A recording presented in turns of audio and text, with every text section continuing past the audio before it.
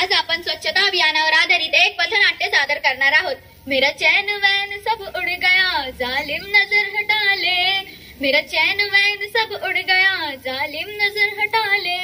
बर्बाद हो रहे हैं जी मेरे अपने शहर वाले। कचरा रे कचरा रे कचरा रे कचरा रे तू का रे केला कचरा। कचरा रे तू का रे केला कचरा। अरे कसला कचरा? आपल्या घरातील कचरा, आपल्या आजूबाजूच्या परिसरातील कचरा, इलेक्ट्रॉनिक कचरा, दवाखान्यातील कचरा आणि तुमच्या आमच्या सगळ्यांच्या डोक्यात भरलेला कचरा।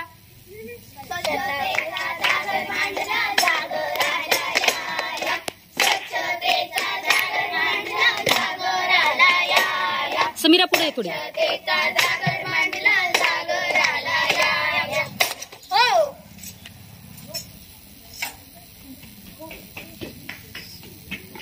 दिवाळी आली, चला आता घर स्वच्छ करूया।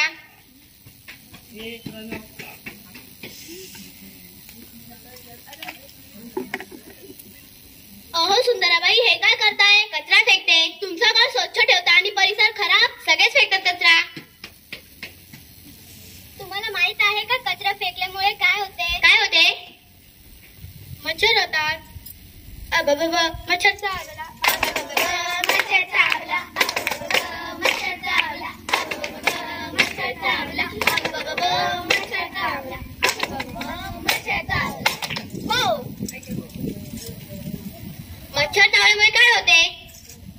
डेंग्यू होतो, मलेरिया होतो, लहान मुले आजारी पडतात, हिताप होतो, दवाखाने पैसे वायाला जातात, चिकनगुनिया होतो।